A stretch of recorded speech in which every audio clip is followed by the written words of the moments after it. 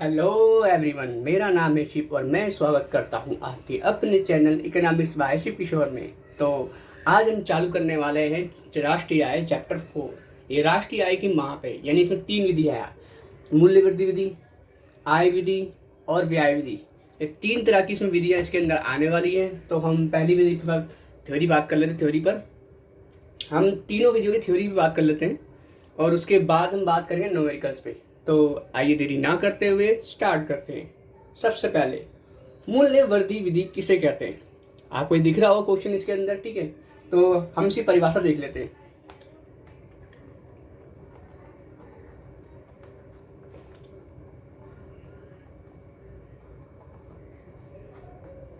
परिभाषा: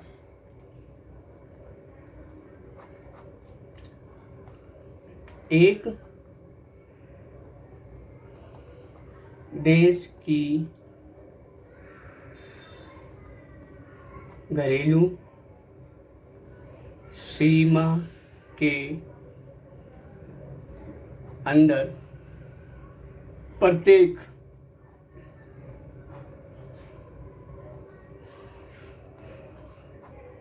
उत्पादक उद्यम द्वारा उत्पादित अंतिम वस्तुओं और सेवाओं की बाजार कीमत को मापता है। आपको समझ में आएगा? ये मैं आपको बता दूं, ये बुक की लैंग्वेज है, ठीक है।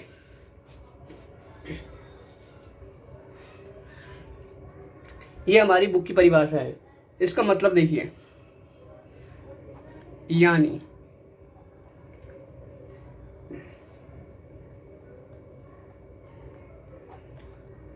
उत्पादन का मूल्य तथा मध्यवर्ती उपभोग के बीच के अंतर को हम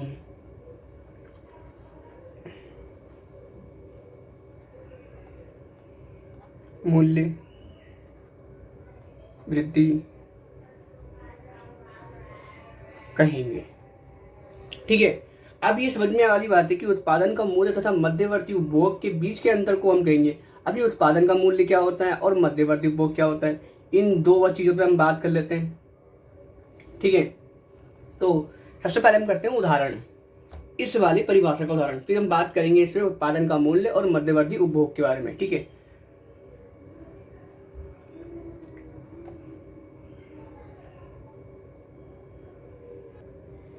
देखिए इसका उदाहरण देखते हैं। तो उदाहरण द्वारा समझते हैं।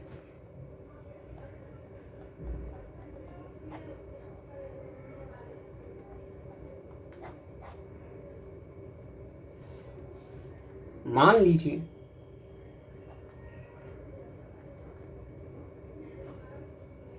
कि एक व्यक्ति चक्की से आटा खरीदता है 500 रुपये में, ठीक है। और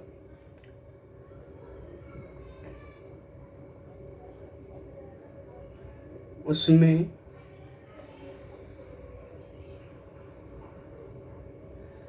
कीमत लगाकर, यानी पैसा लगाकर उसे डबल रोटी में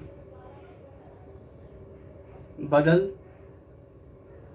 देता है और उस डबल रोटी को 700 रुपये में बेच देता है।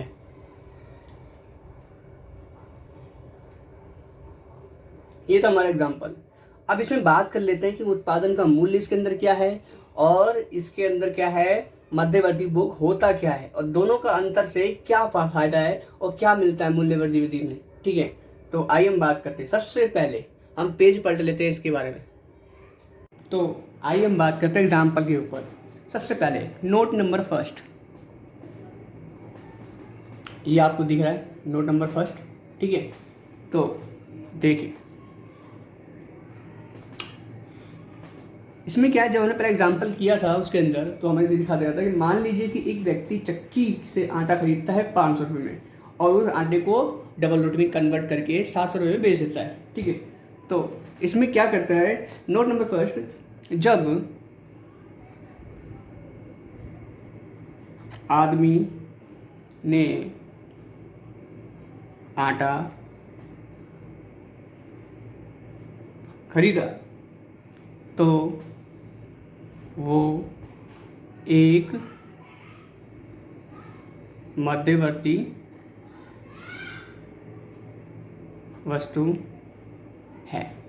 अब ये मध्यवर्ती वस्तु क्या होती है ये भी इसी वीडियो में समझाने की कोशिश करूंगा, वरना नेक्स्ट वीडियो में आपको समझा दूंगा अच्छे से। ठीक है, तो इसमें क्या है, एक क्या है जो हमने आटा खरीदा है वो एक मध्यवर्ती वस्तु है।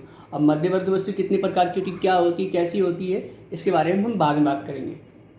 ठीक है, मध्यवर्ती वस्तु है। ठीक है, नोट नंबर, और जिसे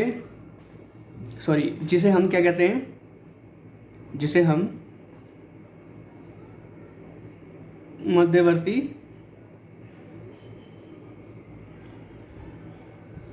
उपभोग भी कह सकते हैं। अब आपको समझ में आ गया होगा। ठीक है, तो आइए चलते आगे। ठीक है, नोट नंबर सेकंड, हम इस एग्जाम्पल को क्या कर रहे हैं, इस एग्जाम्पल को हम सिंपल से तरीके से स्टेप बाय स्टेप समझ रहे हैं कि उसमें क्या क्या चीज़ें आई हैं और क्या क्या होता है और कैसे मूल्य वृद्धि कहलाती है, बस वही समझ रहे हैं। नोट नंबर 2 यानी कि एग्जाम्पल का दूसरा पॉइंट का समझने वाली चीज़ क्या है, देखिए, जब आदमी ने आटे को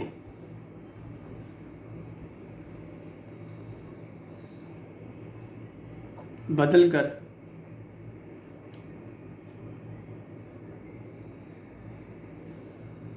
डबल रोटी बनाया तो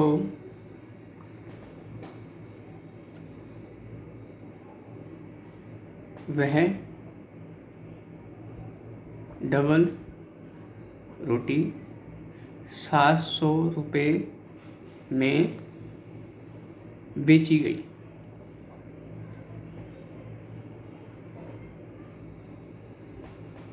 अब देखिए, अब ये था, इसमें क्या कर दिया, अब ये 700 रुपये बेची गई। ठीक है, लेकिन जो आटा खरीदा था वो कितने का था, 500 रुपये का, और ये क्या 700 रुपये में बना के बेच दी, उसमें मूल्य वृद्धि। अब क्या है, इसमें क्या कहेंगे, इसे हम सीधे सीधे उत्पादन का मूल्य कहेंगे। ठीक है, अब ये उत्पादन का मूल्य समझ में आ गया। ठीक है, और यहाँ पर क्या है, इसे मध्यवर्ती वस्तु कहेंगे आटे को, और इसमें क्या डबल रोटी कहेंगे उत्पादन का मूल्य। अब हम बात करते हैं मोस्ट इंपॉर्टेंट थिंग की, जरा ध्यान दीजिएगा। पॉइंट नंबर 3, और जब आदमी पता करता है कि उत्पादन का मूल्य 700 रुपये है और मध्यवर्ती उपभोग या वस्तु का मूल्य 500 रुपये है।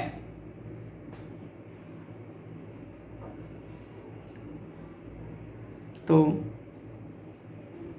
जब दोनों का अंतर किया जाता है तो आदमी को क्या प्राप्त मिलता है? आदमी को 200 रुपये का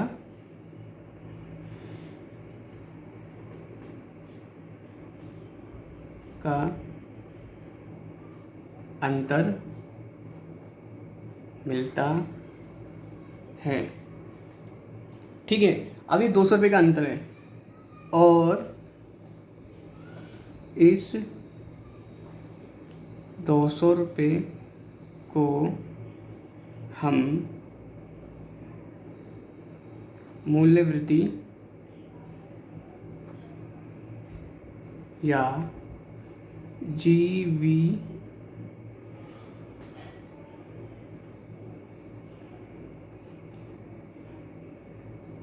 एट एमपी कहेंगे। तो आपको समझ में आ गया कि ये क्या है। हमारे पास 500 रुपये का आटा था यहाँ पर और यहाँ पर क्या 700 रुपये की डबल रोटी कर दी थी। जब इन दोनों का अंतर किया गया तो हमारा 200 रुपये निकल कर आया। ठीक है, 200 निकल के आया, इसे हम मूल्य वृद्धि यानी जीवी एड एमपी कहेंगे। ठीक है, अब आपको समझ में आ गया होगा कि जीवी एड एमपी यानी मूल्य वृद्धि किसे कहते हैं। ये उदाहरण द्वारा समझ सकते हैं। ठीक है, तो आइए हम बात करते हैं। अब देखिए, स्टार, ये तो 3 पॉइंट्स हैं एग्जाम्पल को समझने के लिए। अब देखते हैं मूल्य वृद्धि के अलग अलग नाम भी होते हैं। वृद्धि के अलग अलग नाम।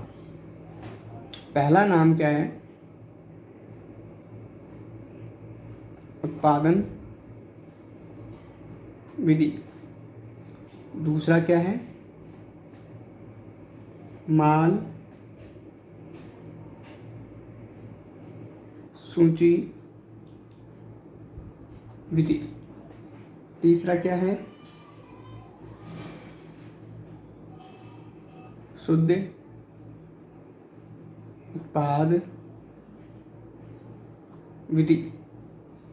चौथा क्या है? वस्तु सेवा विधि। पांचवा है हमारे पास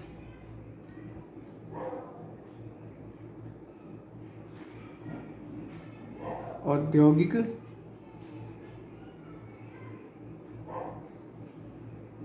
उत्पाद विधि।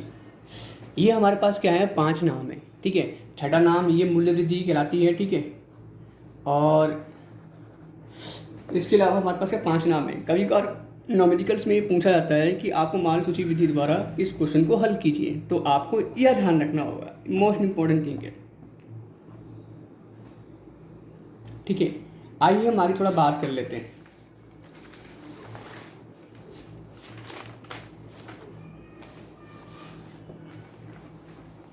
देखिए,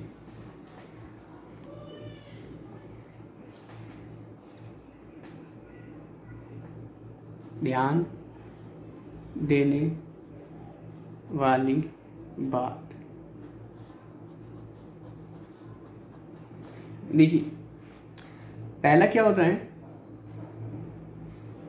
प्राथमिक क्षेत्र, इसे हम बोलते हैं किसान या खेती क्षेत्र, प्राथमिक क्षेत्र। ये हमारा क्या है, GVA@MP। एक क्षेत्र से मिल गया हमें GVA@MP, ठीक है। दूसरा क्या है हमारे पास,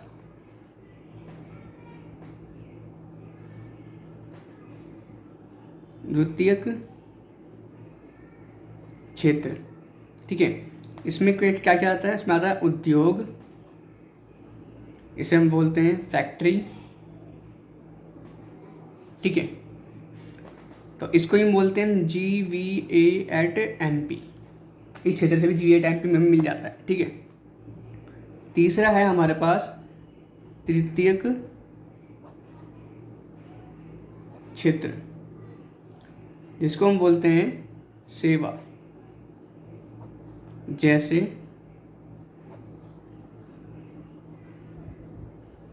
परिवहन सेवा, दूर संचार सेवा आदि। इसको भी बोलते हैं GVA@MP,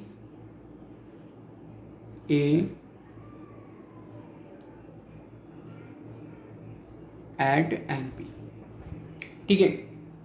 अब जरा सोचने वाली बात है, देखिए ये वाला GVA@MP, ये वाला GVA@MP और ये वाला GVA@MP, इन तीनों को बुलाते हैं, हम बोलते हैं सिग्मा।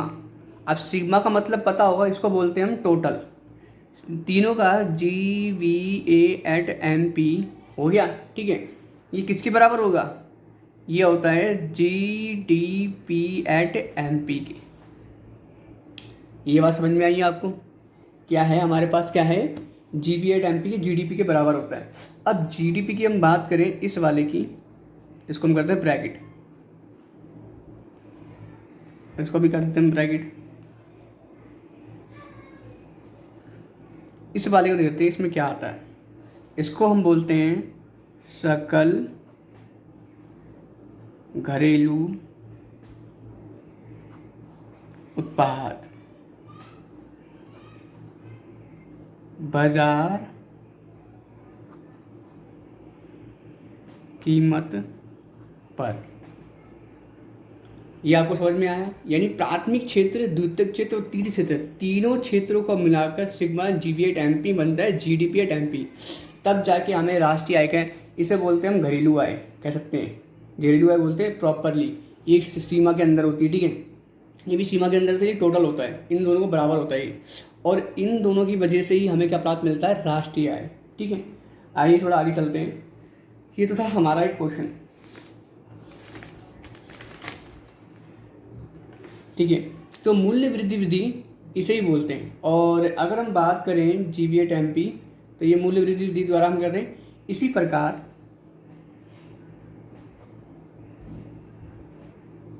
हम राष्ट्रीय आय की ओर एक कदम बढ़ा सकते हैं।